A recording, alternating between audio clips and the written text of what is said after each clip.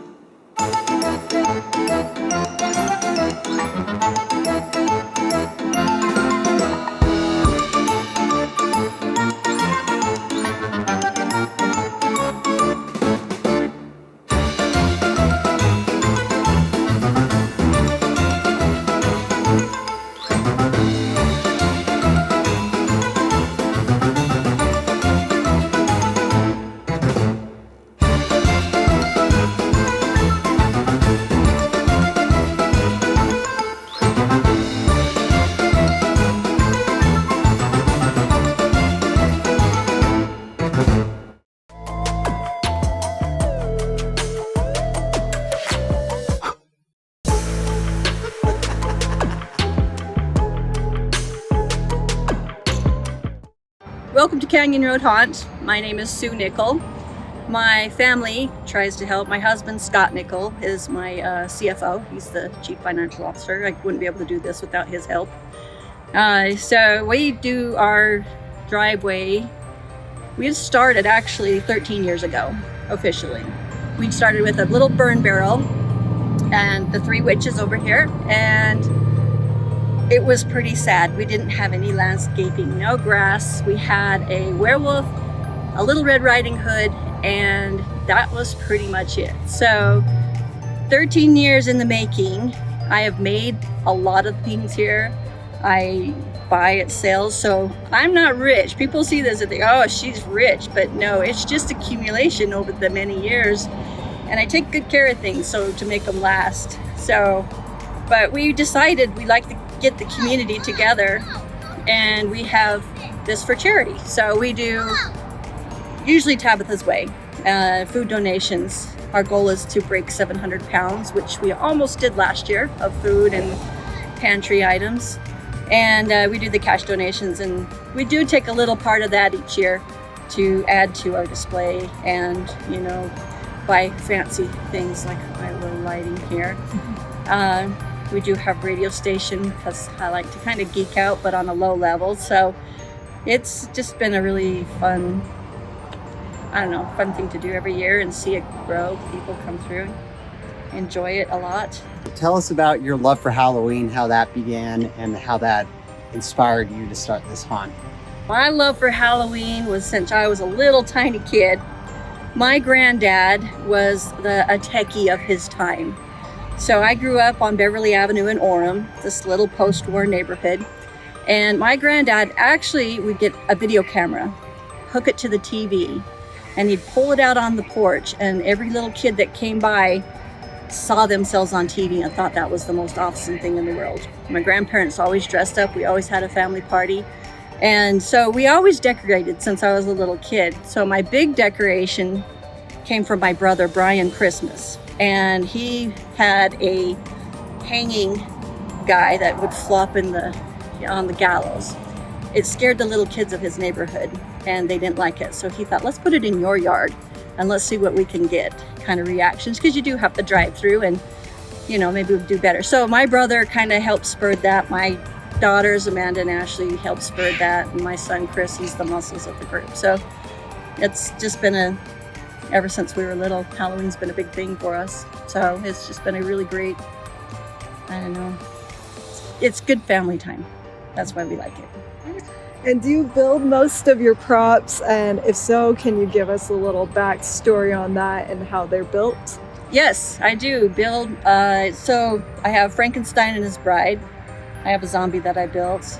The Headless Horseman here is actually one of my props that I built, and it's a lot of YouTube videos, I will admit. So, and I mash what ideas on the YouTube videos that I like.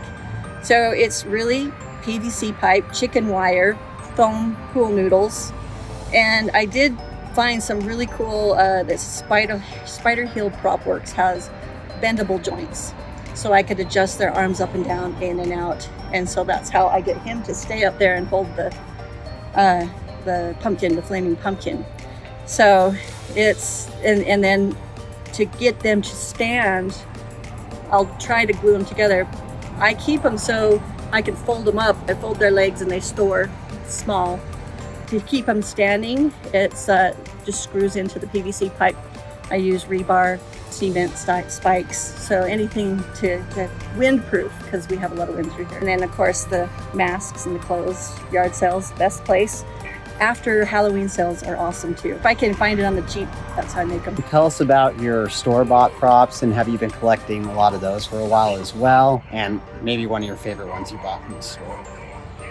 Well, my store-bought props, I've tried not to because I want to keep it original, but then of course the competition came out of, yeah, I can't do skeletons. So my skeletons, I kind of started with those as far as my store-boughts. I wait until July. Home Depot has the best sale in July.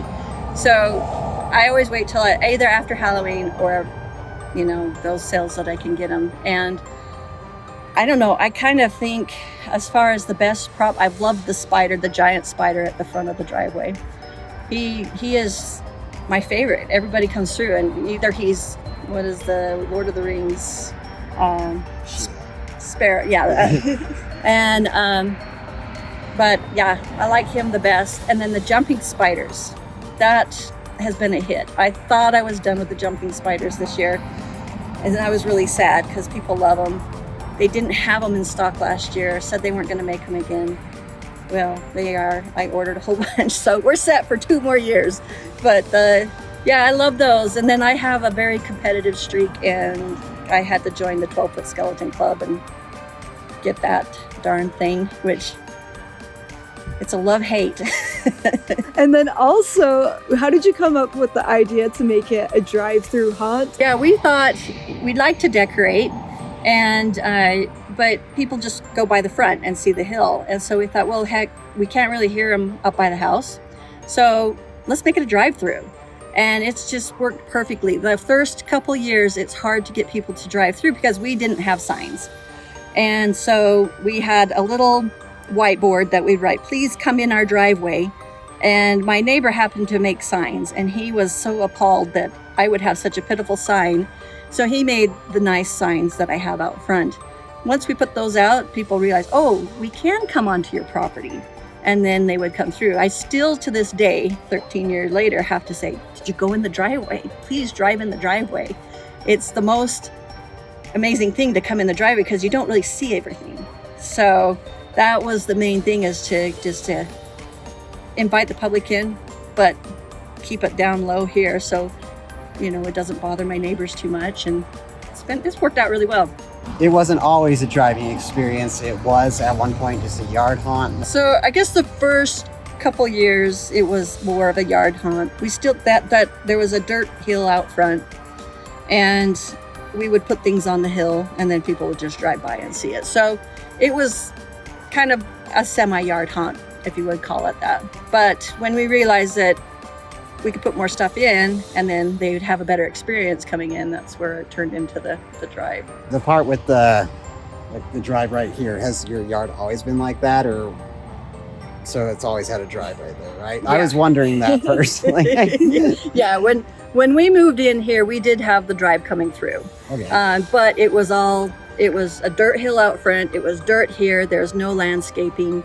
In fact, the hill coming down was really actually quite barren. It was a fixer-upper. So we've added a lot of landscaping and then made it a little bit more friendly for drive-through. And the reason we do the drive-through, there's a lot of people. So I do physical therapy, and I see a lot of families that have kids especially kids, can't get out, hard to get them out, but they can get them in the car. And I'm like, come to my house. Well, we can't walk through because it's hard to push a stroller. No, drive through. That's what it is. So it's more to get the families together, get them in the car, drive around. Mom and dad's too tired. You know, you don't have an excuse, just to get to drive through. So we have a lot of people that do bedtime routes through here 3 or 4 times during the night. And you guys have a radio station. What was the process of getting that set up? And then how did you come up with the music playlist for it? So my radio station, like I say, I am competitive. My neighbors would do the Christmas lights to music. And I love that. But my driveway's a nightmare to get up in the winter. So I thought, I could do that for Halloween. So found it on YouTube, how to do it. It's just a FM transmitter that you can buy on Amazon, is where I actually got mine. You have to scroll through. You got to be really careful because the FCC gets really upset if you jump on somebody else's station. So my station has kind of bounced between a couple stations, but so I thought that would be fun. And then my music has kind of bounced around too. I had a lot of oldies because they had a lot of scary songs, cute, spooky songs, and I look at time. How long is the song? So I try to keep the song as short as I possibly can. And so it's if I like the song and I don't think it's terrible, then it goes on the playlist. So there's no specific thing. I mean, I have everything from I have a dentist drill that scares me. I hate that. So I figured that's scary for the other people. And it's so dumb, but it comes on, and every time that drill comes on, I'm like, ugh. But yeah, so my songs, it's just, songs I've heard over the years that I've really liked that seem more Halloween to me. But there is an homage to the Haunted Mansion. It's my favorite. So I have a lot of Haunted Mansion things on there too. Obviously, with the traffic and stuff, is it ever hard to get out of your driveway when this is going on? And maybe a good story on that. Yes, it is very hard. So this year we've actually had a few times where we've told each other, we need to put a sign that says, we live here, please let us out. So I will come down my driveway to leave, and people will creep in, and you can see they're fiddling with the radio station to get their station. So I thought, okay, here's my cut through, because I try not to go out the inn. Well, they'll see me coming down and they hurry up to go ahead of me, and it's like, this is my house, let me out. So here's the funniest one. Yesterday, actually, I'm leaving. It's 8 o'clock in the morning, and a big diesel truck pulling 2 belly dumpers. Now, they're long. They pull up and stop because it's a pulled wide spot, so that's normal.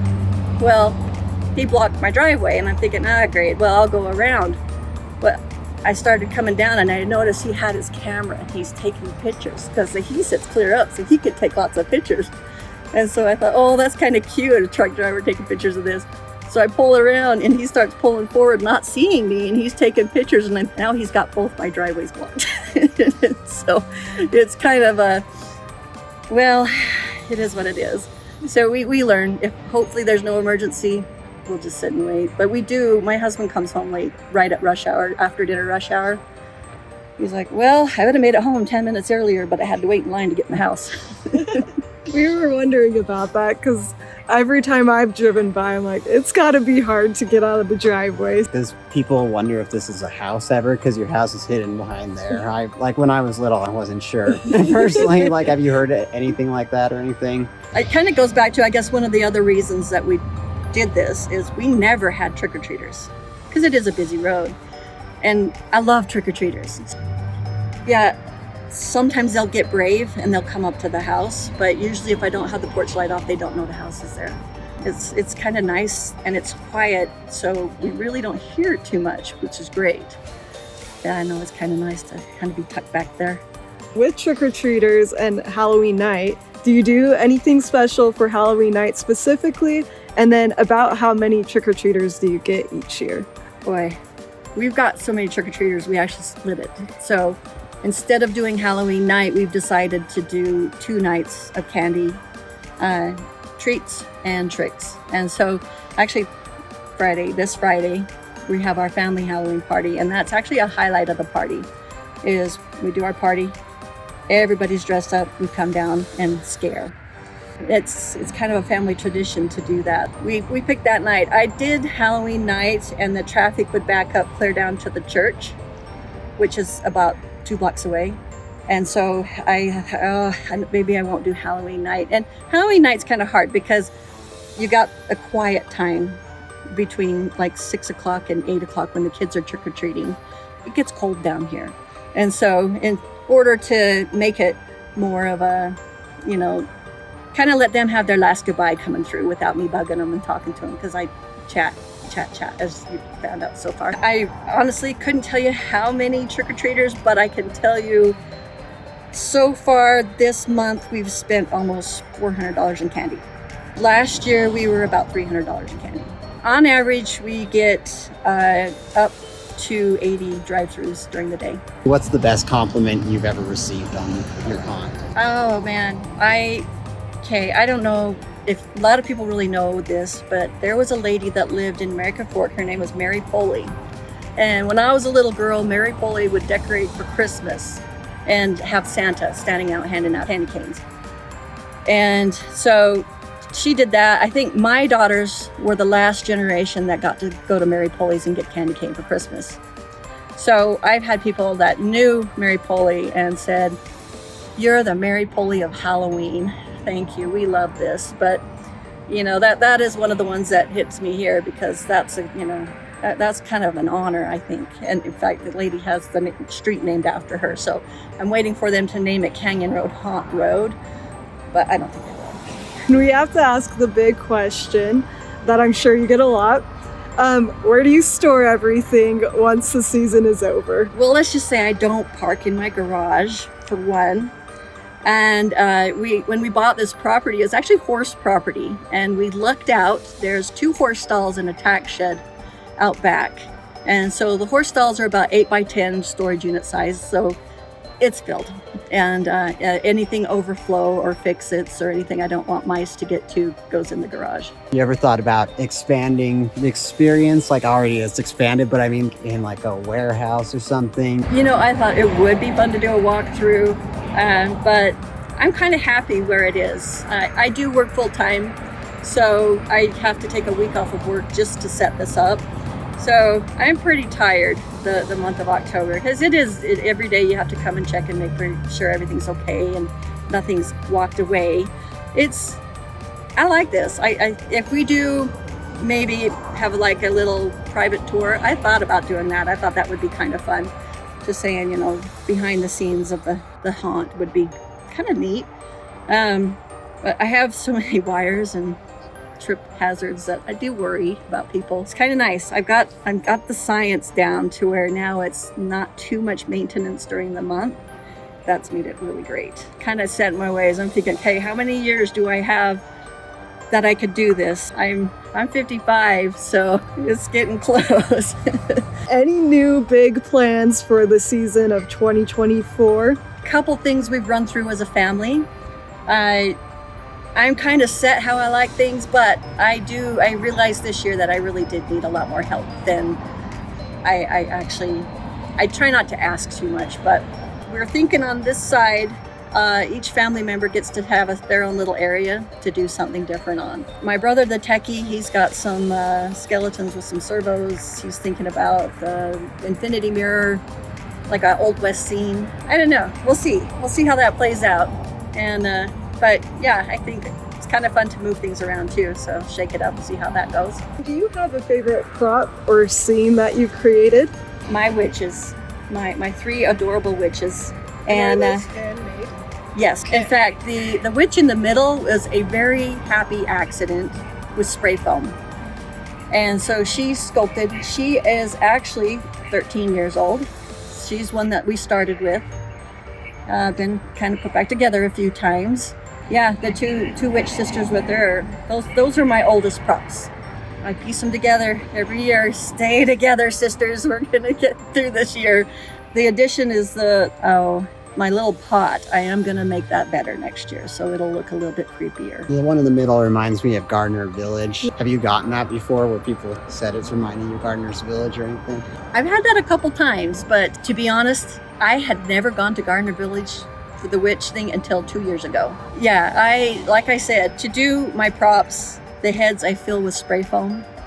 I bought a cheap mask. It was a cool witch mask. Sprayed it. It popped at the seams.